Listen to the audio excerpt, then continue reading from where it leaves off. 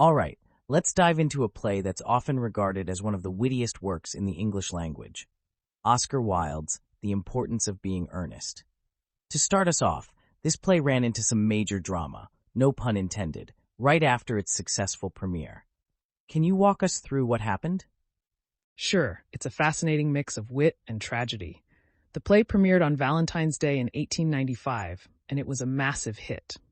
Wilde's sharp dialogue and humor captured the audience, but behind the scenes, controversy was about to derail everything. Soon after the premiere, Wilde became embroiled in legal battles with the Marquess of Queensberry, his lover's father. By May of that year, Wilde was imprisoned for gross indecency, and the play, despite its success, was forced to close after 86 performances. Ah, the irony.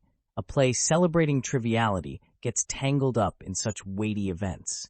But let's talk about the substance of the play itself. Wilde called it a trivial comedy for serious people. What does that mean exactly? That's one of Wilde's signature paradoxes. The play mocks societal norms, especially the Victorian obsession with seriousness and earnestness. The plot revolves around characters leading double lives, like Jack Worthing, who alternates between being Jack in the country and Ernest in the city. And yet Wilde flips the script, highlighting the absurdity of treating trivial things like names as pivotal while ignoring the deeper ethical or emotional layers of life. Speaking of double lives, there's also Algernon's bunburying. That term alone deserves some unpacking. What's the deal with it? Right, bunburying. Algernon invents an invalid friend named Bunbury so he can escape societal obligations.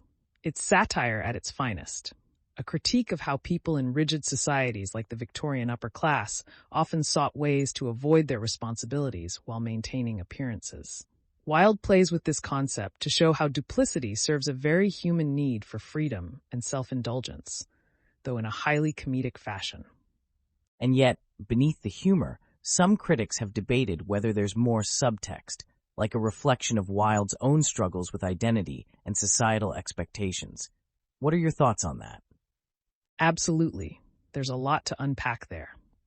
The play thrives on themes of disguises, dual identities, and the tension between public image and private desires. For Wilde, a man forced to hide his sexuality, this narrative could be a way of subtly critiquing the Victorian demand for conformity. Some scholars even argue that the repeated emphasis on the name Ernest may carry a covert reference to the closeted lives of gay men in Wilde's time, though that's still debated. While we're on Ernest, or Ernest, what's the significance of the pun in the title? Such a clever wordplay, isn't it? Ernest signifies sincerity and virtue, while Ernest is just a name, but one that Gwendolen and Cecily fixate on. For them, a man's name being Ernest becomes a non-negotiable criterion for marriage, which is absurd and hilarious. Wilde skewers the superficiality of societal standards by making something so trivial seem crucial. And entering into this absurd yet brilliant dynamic is Lady Bracknell, arguably one of Wilde's funniest and most biting creations. How does she encapsulate Victorian society? Lady Bracknell is a masterpiece of satire. She's this towering matriarch who embodies the rigid, aristocratic values Wilde is mocking. Her scrutiny of Jack as a potential suitor for her daughter is painfully methodical, yet ludicrous. She even takes issue with him being found in a handbag as a baby at Victoria Station. Through her, Wilde critiques the arbitrary standards of class and acceptability that dictated people's lives. The play also takes some good-natured shots at marriage, doesn't it? What's Wilde saying through all the proposals and engagements? Marriage gets thoroughly lampooned in this play. To Wilde, Victorian notions of marriage were often transactional and steeped in hypocrisy. For instance, Lady Bracknell sees engagement as a business deal aligned with social standing, while Gwendolen and Cecily tie their romantic ideals to a mere name. But Wilde's lens isn't purely critical. There's a playfulness to it. Love, flawed as it is, still drives much of the farce's humor. And, one thing I find fascinating is how the play's legacy has evolved. Despite Wilde's disgrace, it's become a staple in theater.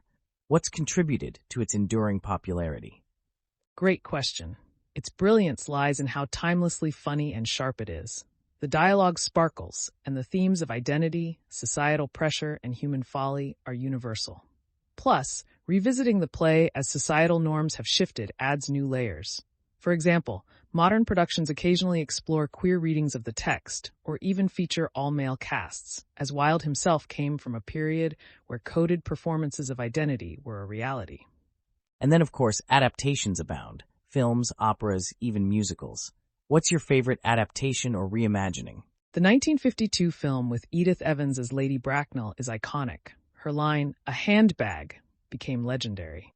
But I also appreciate adaptations that put a fresh spin on the play, like the 2002 version with Judi Dench or the 2011 opera by Gerald Barry, where Lady Bracknell's part is sung by a bass. These reimaginings highlight how flexible and vibrant the material remains. It's remarkable how a play so rooted in its era feels so fresh. Before we wrap, what's the one takeaway you'd want listeners to have about the importance of being earnest? I'd say it's this. Wilde challenges us to see the absurdity in life's trivialities while reminding us not to take the serious things so seriously. There's brilliance in his paradoxes, and in a world so often bogged down by rigid expectations, his humor continues to be a breath of fresh air.